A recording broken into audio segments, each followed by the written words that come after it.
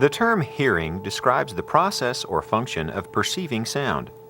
Hearing is second only to vision as a physiological sensory mechanism used to obtain critical information in aviation operations. The sense of hearing makes it possible to perceive, process, and identify a myriad of sounds from the surrounding environment. Sounds in an aircraft are caused by the aerodynamic interaction between the boundary layers of the air around an aircraft, the surface of the aircraft fuselage, wings, control surfaces, and landing gear. These auditory inputs allow pilots to assess and monitor the operational status of their aircraft. You may also be exposed to a wide variety of sounds in the flying environment that can disrupt communication and, over a period of time, can cause hearing loss. The aviation environment is characterized by multiple sources of noise both on the ground and in the air. Noise in the aviation environment is produced by ground equipment and aircraft, including power plants, transmission systems, propellers, rotors, hydraulic and electrical actuators, as well as communication equipment. Most pilots have experienced a cockpit or cabin environment where levels of noise made it difficult to communicate and to concentrate on flying the aircraft. Over time, this environment can cause permanent hearing impairment. The auditory system consists of several components: the external ear, the ear canal, the eardrum, auditory ossicles, cochlea, and the auditory nerve. Ambient sound waves are collected by the external ear, conducted through the ear canal, and cause the eardrum to vibrate. Eardrum vibration is mechanically transmitted to the ossicles, which, in turn, produce vibrations to the flexible window area in the cochlea. This process causes the movement of thousands of hair-like sensory receptors that line the inner walls of the cochlea. This movement resembles the gentle movement of a crop field caused by the wind. The stimulation of these sensors produces an electrical signal that is transmitted to the brain by the auditory nerve. This signal is then processed by the brain and identified as a particular type of sound. The term sound is defined as energy that is heard resulting from stimulation of the auditory nerve by vibration of the organs comprising the ear. Sound travels in waves through a particular medium. The medium can be in the form of a solid, liquid, or gas. For our purposes, we are concerned with sounds that travel through the atmosphere, a gas medium.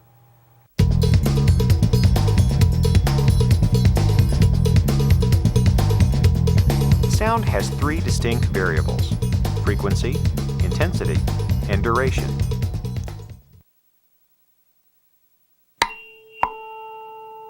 Frequency is the physical property of a sound that gives it a pitch. Since sound energy propagates in a waveform, it can be measured in terms of wave oscillations or wave cycles. These cycles occur every second and are known as hertz.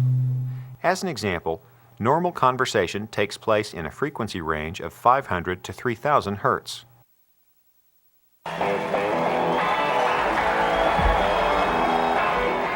The unit used to measure sound intensity is the decibel. The decibel is a measurement of sound pressure or loudness. To give you a better idea, the range of normal hearing sensitivity of the human ear is somewhere between -10 and +25 decibels. Any sound below this range cannot be heard. Duration represents how long the ear is exposed to a particular sound.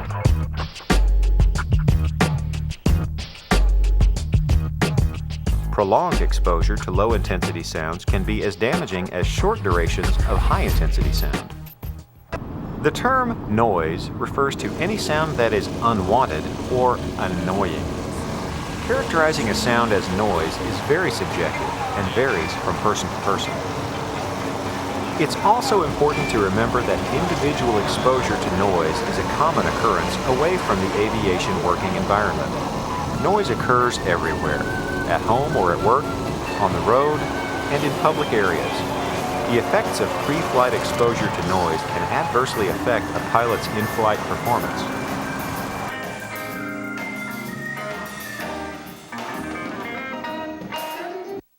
Here are some sources of noise and their associated decibel levels. In a typical jet transport cabin, the noise can range from 60 to 88 decibels. A small plane cockpit can have noise levels up to 90 decibels. In helicopter operation, cockpit noise level can reach above 100 decibels. Around the house, a chainsaw or even a typical lawnmower can have decibel levels as high as 100 to 110 decibels. Prolonged exposure to higher decibel levels, such as a rock concert, which can get as high as 120 decibels, can cause major ear discomfort. Being close to a jet engine during pre-flight run-up, where decibel levels can reach as high as 160, can lead to eardrum rupture. A temporary hearing impairment can occur if your ears are unprotected and are exposed to a loud, steady noise over 90 decibels for several hours. Under such conditions, hearing will typically return to normal within several hours following cessation of the noise exposure. Permanent hearing impairment can occur if your eardrums are unprotected and exposed to loud noises higher than 90 decibels for 8 or more hours per day for several years. Now let's examine some of the insidious and subjective effects of noise in the cockpit. Performance. Noise is a distraction. It can increase the number of errors in tasks that require vigilance, concentration, calculation, and making judgments. Speech interference. Loud noises can interfere with or can mask normal speech, making it difficult to be understood. Exposure to loud noise can cause distraction, fatigue, irritability, poor sleep quality, loss of appetite, headache, vertigo, nausea, impaired concentration, and memory loss. The Occupational Safety and Health Administration, known as OSHA, has established some maximum permissible continuous exposure levels in a work environment. At 90 decibels, 8 hours per day. 100 decibels, 2 hours per day. 105 decibels, 1 hour per day. 115 decibels, 15 minutes per day.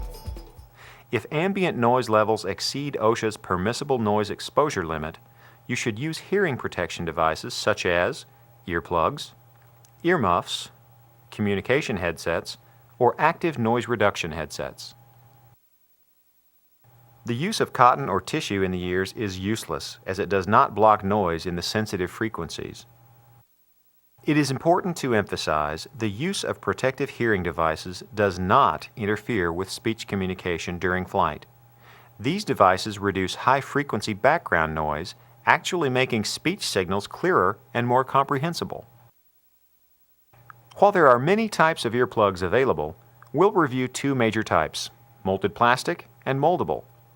Both types of earplugs are inexpensive, effective, and comfortable. Molded plastic earplugs, also known as insert type, are effective if they are fitted properly. They create an airtight seal in the ear canal. Moldable earplugs, like this one, are made of wax-impregnated polyurethane. These provide a universal fit for any user. This earplug type provides protection of 30 to 35 decibels of noise across all frequency bands. The earplug is rolled between the forefinger and thumb and inserted into the ear.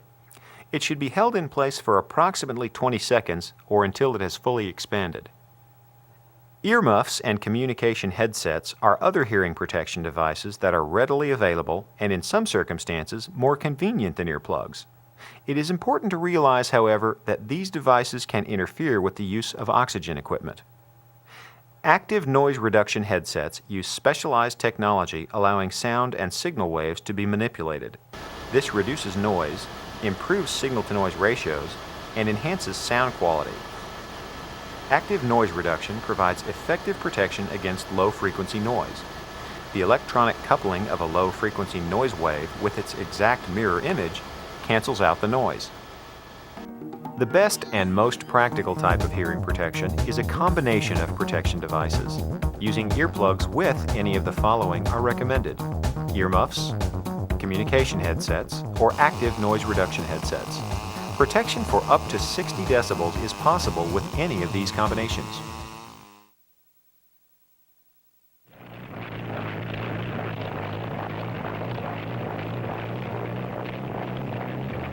Vibration is measured the same as noise, through frequency, intensity, and duration. Unlike noise, where the stimulus enters the body through the ear, vibration is transmitted throughout the entire body. Fortunately, most aircraft vibrations do not cause problems with body functions, nor do they cause injuries. Aircraft design is a major contributor to the amount of vibration that's transmitted to the pilot. Usually, the most noticed vibration is in a helicopter, followed by a fixed-wing aircraft with reciprocating engine, turboprops, and jets. Additional sources of vibrations include flying at low levels, near thunderstorms, in mountainous areas, and in winds. Another source could be uncoordinated flight control inputs by the pilot.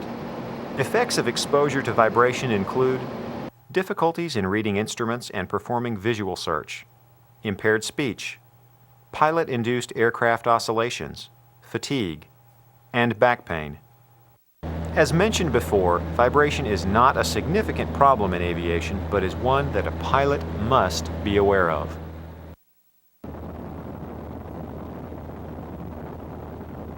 In review, hearing is second only to vision as a sensory mechanism to obtain critical information in aircraft operations. The term sound is defined as energy that is heard resulting from stimulation of the auditory nerve. All sounds have three distinct variables: frequency, intensity, and duration. The term noise refers to any sound that is unwanted or annoying. Daily exposure to noise levels higher than 90 decibels can cause a hearing impairment. If ambient noise levels reach 90 decibels, it is necessary to use hearing protection equipment to prevent hearing loss. The best type of hearing protection is a combination of protection devices. It is important to emphasize the use of protective hearing devices does not interfere with speech communication during flight. Vibration is measured the same as sound through frequency, intensity, and duration. Vibration of an aircraft is transmitted throughout the entire body. Effects of exposure to vibration include difficulties in reading instruments and performing visual search, impaired speech, pilot-induced aircraft oscillations, fatigue, and back pain. And finally, exposure to any loud noises before flying, whether the noise occurs at home, while driving, at a party, etc., can be as harmful to you as is exposure to aircraft noise.